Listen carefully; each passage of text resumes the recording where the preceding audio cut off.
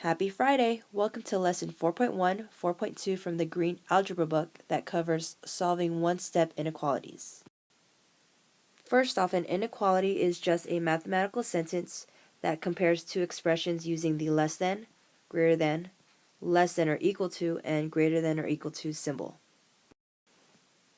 For our MathCAD, we have graph of an inequality, which is just the set of points that represent all the solutions of the inequality.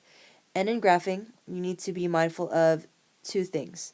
We use an open circle when we're graphing inequalities that use the greater than or less than symbol, and we use the closed circle when we're graphing symbols or graphing inequalities that use the less than or equal to or greater than or equal to symbol. Here are a couple of examples that use both. So let's say we wanted to graph x is less than 3. So on our number line, we would just sketch a number line, write in 3, and because x has to be less than 3, that means that 3 is not part of the solution set, but any number below 3 is, and then we would shade in that portion of the number line. If we had an inequality that was x is greater than or equal to -1, same thing, sketch your number line, label -1, and this time because x can be greater than or equal to -1, we put a closed circle on -1 to represent that -1 can be part of the solution set and any number greater than -1. Moving on to our first set of practice problems, you will need to just write your answer on the lines given. You do not need to copy the actual problems down unless you want to. For our first practice problem, we have the lowest elevation recorded in the U.S. is -282 feet at Death Valley, California. Use this fact to write and graph an inequality describing the elevations in the U.S. So in the space provided, go ahead and write an inequality representing the situation and also sketch a graph on a number line. Take a moment to do that and then you can compare answers with the video once you're done. So for your answer, you could possibly have this. We can have E represent the elevations of places in the United States, and these elevations are greater than or equal to -282. And as far as your sketch goes, for your number line, just label -282. Because these elevations are greater than or equal to, you would do a closed circle on -282 and shade in the right portion to show that the solution set is greater than. For the second and third practice problem, now I want you to translate a graph into a written inequality. And here are your problems. So for number 2, and for number 3, please write an inequality representing these graphs. Take a moment to write your answers on the line, and again we will compare with the video once you're done. Okay, so hopefully for practice problem number 2, you saw that this is a closed circle, so you know that you need the less than or equal to symbol, and the solution set is x is less than or equal to -1 5/10. Since it's going to the left, and any numbers to the left is less than. For the third practice problem, you should have, because it's an open circle, x is greater than -2. Okay, we are now on to my favorite part, and that is solving. So for solving, I want you to follow these 3 things. First, you are going to solve, then you are going to graph, and lastly, you are going to check your solution. Now, solving is similar to solving equations because you are using the same properties, using inverse operations to isolate your variable. Just again, remember that you have inequalities instead of an equal sign. So let's do our first practice problem together. X minus 5 is greater than -3 5/10. To solve, add 5 to both sides. X is greater than 1 5/10. Step 2, graph. Label 1 5/10 on your number line. Open circle because you have a greater than symbol. Shade to the right because your solution set covers numbers greater than 1 5/10. Now for the check, and the check is important because when we solve multi-step inequalities, it can get very confusing very fast. So to check, I pick a number that is greater than 1 5/10. So let's pick 5. So if I pick 5, for example, I would plug that into the original inequality, And would 5 minus 5 be greater than negative 3 and 5/10? 5 minus 5 is 0, and that is greater than negative 3 and 5/10, so I've done my check. Problem number 2, you're going to do on your own first and then compare with video. Okay, for problem number 2, I want you to solve this inequality. X plus 7 is greater than or equal to negative 4. Hopefully you've done all the work, and this is how your work should look. So subtracting 7 from both sides will give you a solution set of x is greater than or equal to negative 11, close circle on negative 11 because that could be part of the solution set. Pick any number for your check, so an easy number would be 0. Would 0 plus 7 be greater than or equal to negative 4? 7 is greater than or equal to negative 4, so that is my check. For the third practice problem in this set, I want you to look at the word problem that I'm going to write and write an inequality first, and then do the whole solving process, graphing, and check. Alright, here we have you are shopping for a bike. The type you want costs at least $185 and you have saved $97. Find the possible amounts of money you need to save to buy the bike. So step 1 on your notes, write an inequality for this situation. Make sure you use a variable within the inequality.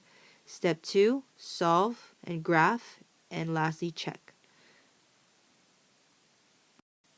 And here are the components that I'm looking for. So first, in writing your inequality, you want to identify what symbol you're going to use. So you know that it is at least $185, and at least means that it's greater than or equal to 185. Now, what is greater than or equal to 185? The amount of money that you have and how much money you still need to save. So S is my variable representing how much I still need to save.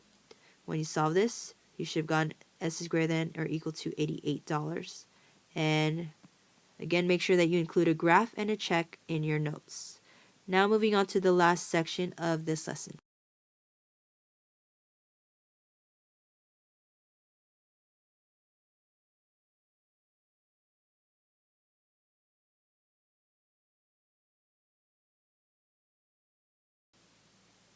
So solving inequalities using multiplication division has to be separated from addition and subtraction because multiplying dividing inequalities, there is a specific rule.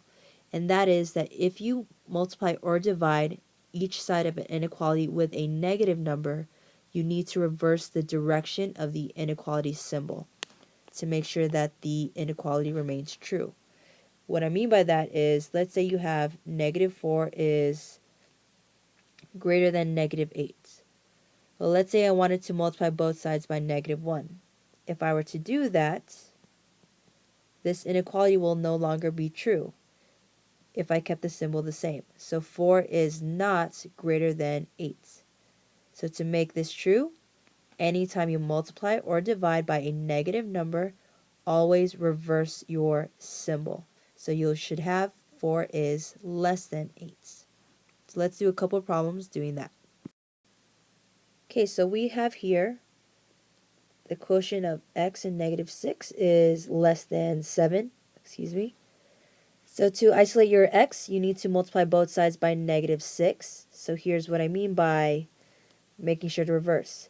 When you multiply both sides by negative 6, x has to be greater than negative 42. And the reason why you want to do that is when you do your check and graph, well, you graph first, graph negative 42, x is greater than, open circle, shade to the right. So let's say you pick any number that is greater than negative 42 and see if that works. So let's pick 0. If I plug in 0 back into the original inequality, 0 divided by negative 6, is that less than 7? Yes, that is true. However, let's say that I did not reverse that symbol. Let's say I kept it as x is less than negative 42. Well, if I tried a number that is less than negative 42, let's say I tried negative 100.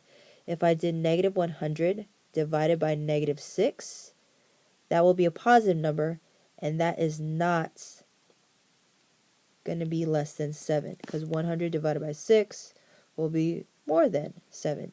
So it is important to remember to reverse your symbol when you are multiplying and dividing by a negative number. Okay, now on your own, I want you to do this problem. So you have negative 64 is less than or equal to the product of 8b. Pause the video, do the work, and compare with my work once you're done. And you should have the following. So to isolate your variable, divide both sides by 8. B is greater than or equal to negative 8. Now notice on this one, I did not reverse that symbol. Why? Well, I did not multiply or divide by a negative number. I divided by a positive number, 8. So you don't reverse it if you are dividing or multiplying by a positive number. In your graph, negative 8. B is greater than negative 8 or equal to, close circle, shade to the right. And to check, pick any number that's greater than negative 8. So I'm going to pick 0 because 0 is an easy number. If I do 8 times 0, will that be greater than or equal to negative 64? Yes. So I've done my work correctly. For our third practice problem, I want you to again translate a word problem to inequality and solve. Okay, lastly, here we have Laura wants to place bouquets of flowers on 35 tables. She wants to spend no more than $400. What are the possible amounts of money she should budget for each bouquet? So go ahead and first write an inequality, solve it, then graph it, and do your check, and I will check your work in your notes when you come in on Monday. Okay, thank you for watching the video, and to make sure that you are paying attention and listening, I now want you to go to the form below and you are going to click on the link that's provided that will take you to this site that has 47 statistics on the typhoon that had happened in the Philippines last weekend. And in those 47 statistics, you are going to read through them and pick one that intrigues you, so one that sticks out to you. That one statement, you are going to then type that into the fields in the appropriate section in the form and write a follow-up response in the box that follows after that. Okay? And just in case if any of you were interested, you are free to take some time to read through this. This is a volunteer opportunity to help the victims affected by the typhoon. And it is an event that is held in Pleasanton on Saturday, November 16th. So if you're doing this on Sunday, oh well, too late. But if you are interested, take a look at this info and contact the person if you would like to attend the event. See you Monday.